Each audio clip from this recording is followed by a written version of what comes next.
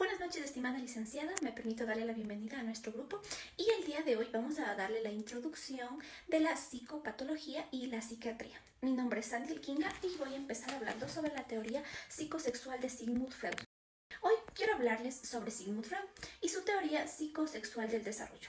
Freud fue un médico neurólogo que revolucionó la psicología al proponer que nuestra personalidad se forme en la infancia a través de etapas ligadas al placer y al cuerpo. Según Freud, pasamos por 5 etapas psicosexuales, las cuales son oral, anal, fálica, latencia y genital. Cada una se centra en una zona del cuerpo que próximamente les voy a hablar. Y cada una de ellas genera placer y como el niño interactúa con esa zona en su desarrollo emocional y de personalidad es donde va haciendo un enfoque conciso. Primera es la etapa oral que va desde los 0 meses al año de vida. El bebé obtiene placer al succionar o mamar o llevar cositas a la boquita.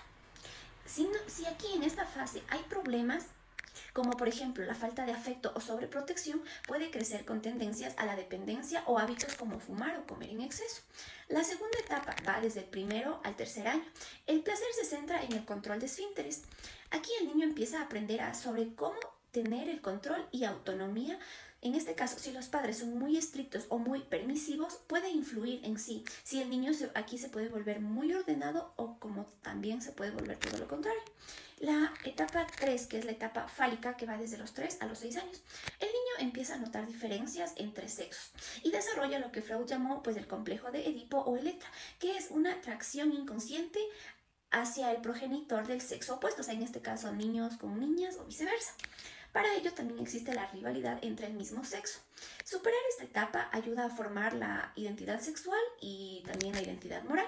La cuarta etapa es la etapa de la latencia que va de los 6 a los 12 años. Aquí los impulsos sexuales se calman y el niño se enfoca prácticamente en aprender, socializar y también desarrollar lo que son habilidades. Es una etapa de consolidación emocional y la última etapa genital va desde la adolescencia a la vida adulta. El placer se vuelve a centrarse en los genitales, pero ahora de forma ya madura. En sí, pues se busca relaciones afectivas y sexuales totalmente sanas. Si las etapas anteriores se resolvieron bien, la persona puede tener una vida adulta totalmente equilibrada. También quiero mencionar que Freud prácticamente creía que si una etapa no se resuelve bien, puede haber una fijación. ¿Qué es lo que hace esta fijación? Afecta a la personalidad. Por ejemplo, alguien muy controlador podría haber tenido conflictos en etapa anal. Aunque también en algunas ideas, de Freud se cuestiona su teoría. Fue clave para entender cómo la infancia influye en nuestra vida adulta, la misma que nos enseñó que el desarrollo emocional no es solo biológico, sino también psicológico y afectivo. Eric Hamburger Erickson fue un destacado psicólogo y psicoanalista germano estadounidense, de origen judío, nacido el 15 de junio de 1902. Erickson, a lo largo de su vida, se convirtió en una figura reconocida a nivel mundial por sus valiosas aportaciones a la psicología del desarrollo. Erickson creía que el desarrollo humano no depende de los impulsos internos, como decía Freud, sino también las relaciones sociales a la cultura, las experiencias que tenemos a lo largo de la vida.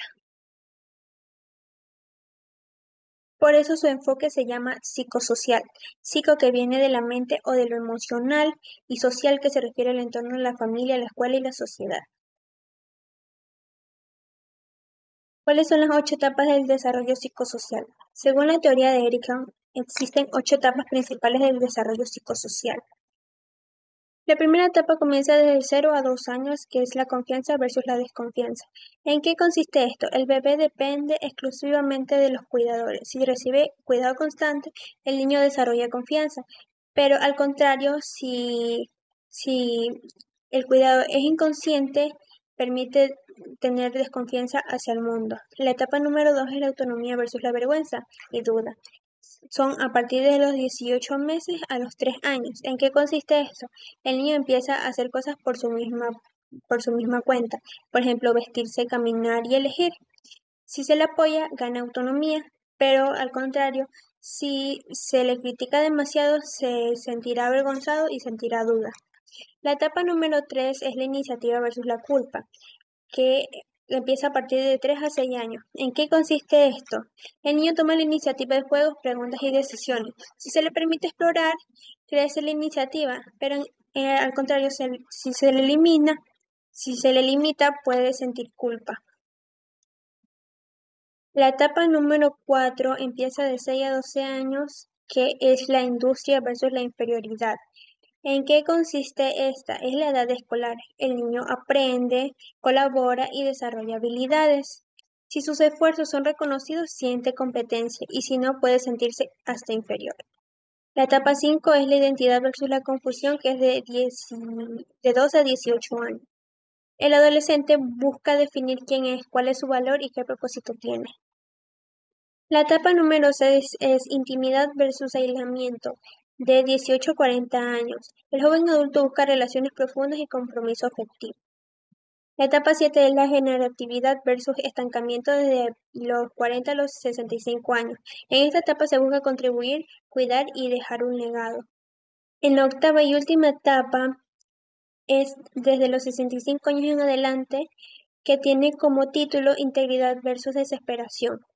En la vejez, la persona reflexiona sobre su vida. Si acepta con satisfacción, logra integridad. Si hay arrepentimiento o insatisfacción, puede parecer una desesperación.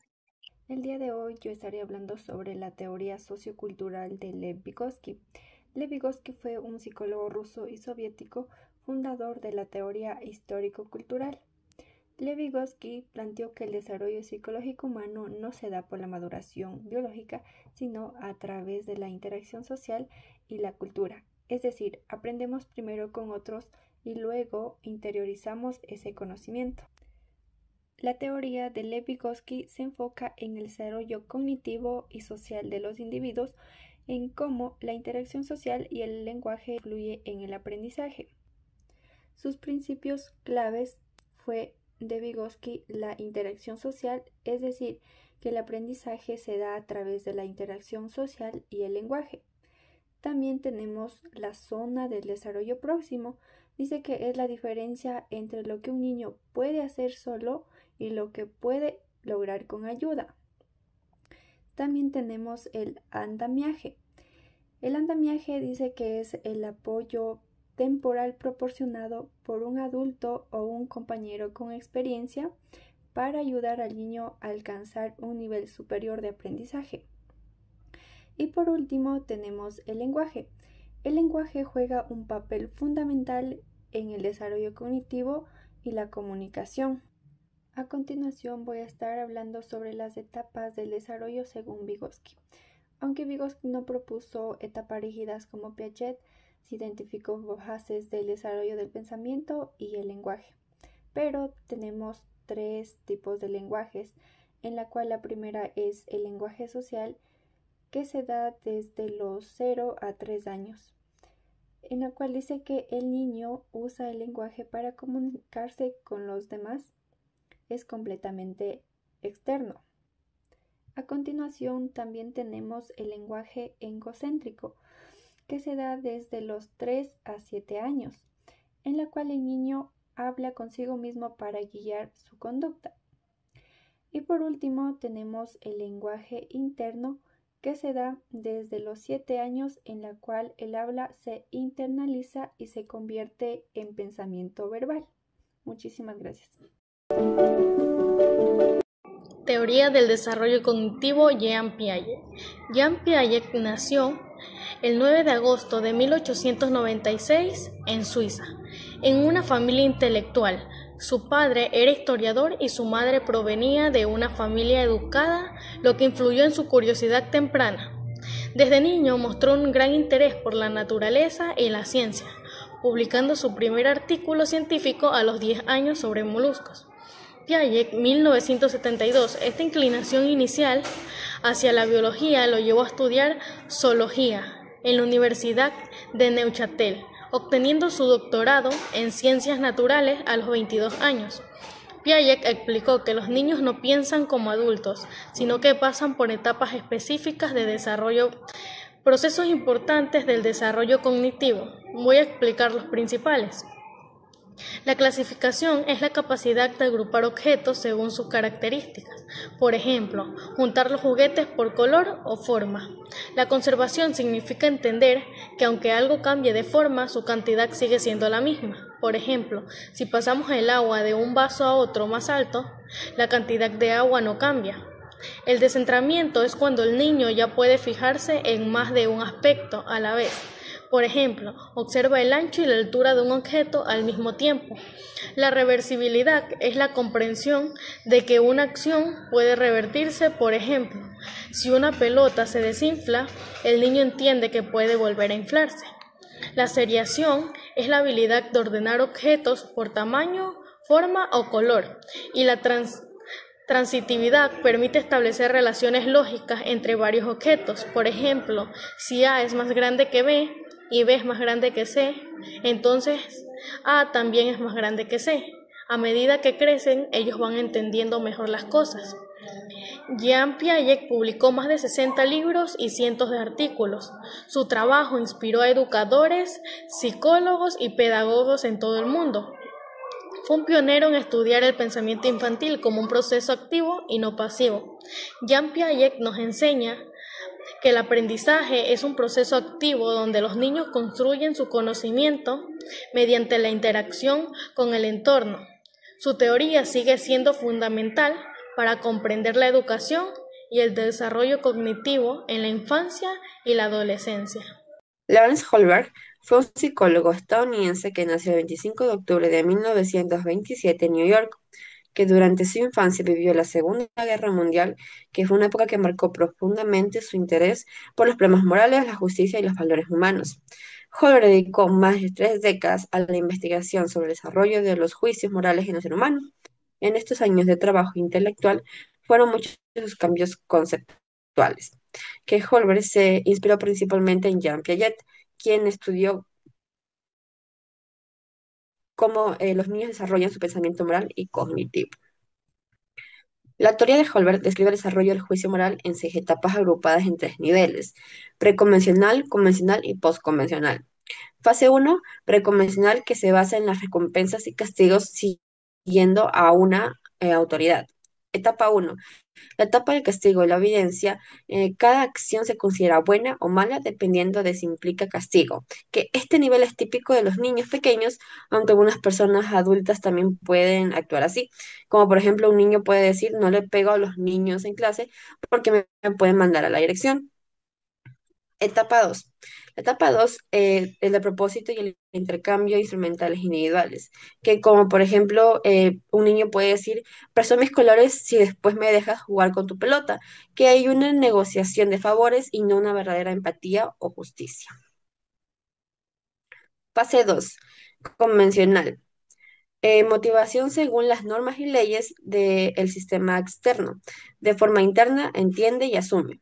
Etapa 3, que conocida como la orientación de buen chico o buena chica, que se caracteriza por la búsqueda de la aprobación social y la conformidad interpersonal.